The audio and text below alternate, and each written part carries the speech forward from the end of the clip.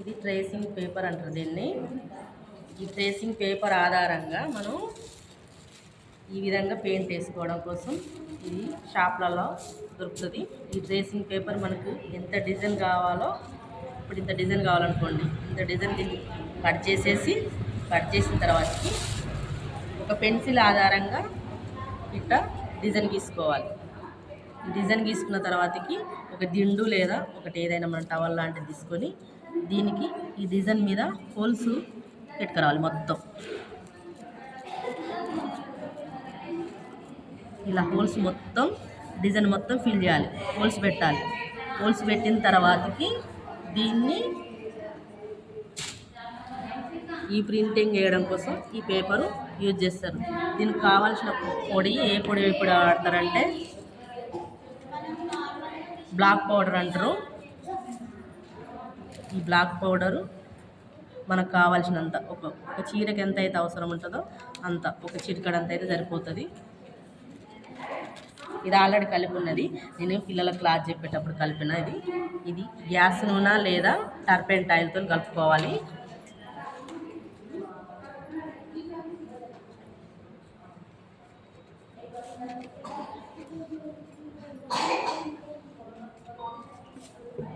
ఒక చీరకు వచ్చేసి ఒక చిన్న స్పూన్ ఉంటుందా, చిన్న స్పూన్ వేసుకొని చిన్న స్పూన్లో ఆఫ్ చేసి వేసుకుంటే సరిపోతుంది.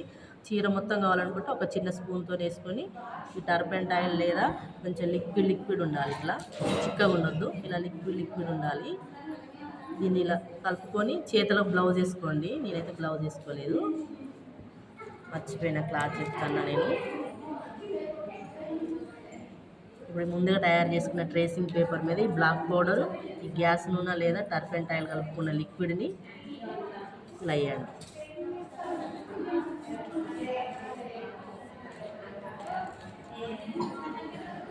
ఇది సారీ పెయింటింగ్ వేసుకోవచ్చు, ఎంబ్రాయిడరీ వర్క్ కుట్టుకోవచ్చు, బ్లౌజ్ మీద వేసుకోవచ్చు. మనకి ఎన్ని బంచులు కావాలంటే అన్ని బంచులు మీరు వేసుకోవచ్చు.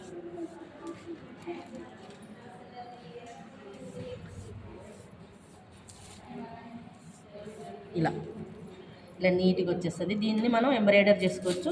ఇప్పుడు ఇది చిన్న బంచెస్, మనకు పెద్ద బంచులు కావాలనుకుంటే కొంచెం పెద్ద పేపర్ తీసుకొని హోల్స్ పెట్టుకున్న పేపర్తో పెద్ద బంచు కావాలనుకున్నాం అనుకోండి, కాస్త పెద్ద డిజైన్ గీసుకొని ఇలా పెన్సిల్తో గీసుకొని పిన్స్తో ఖచ్చితంగా హోల్స్ చేయాలి.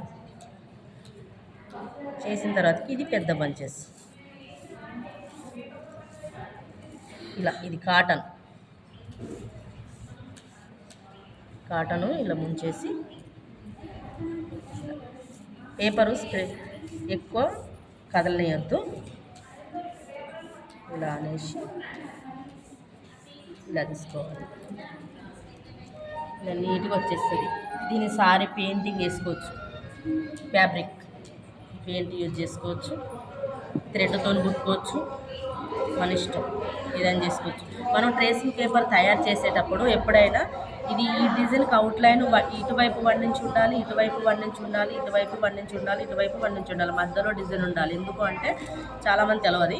ఎందుకు అంటే ఇది మనం ఇట్లా వేసేటప్పుడు ఇటువైపు స్ప్రెడ్ కాదు, దీనంతే గీసినాం అనుకో ఈ క్లాత్ వచ్చేసి స్ప్రెడ్ అవుతుంది. అలా స్ప్రెడ్ కాకుండా ఉండాలంటే మనం ట్రేసింగ్ పేపర్ తీసుకున్నప్పుడే డిజైన్ వచ్చేసి మధ్యలో ఉండాలి. ఈ చుట్టూ వచ్చేసి 1 ఇంచ్ 1.5 ఇంచ్ అయినా కనీసం ఉండాలి. ఫస్ట్ అది తెలుసుకోవాలి.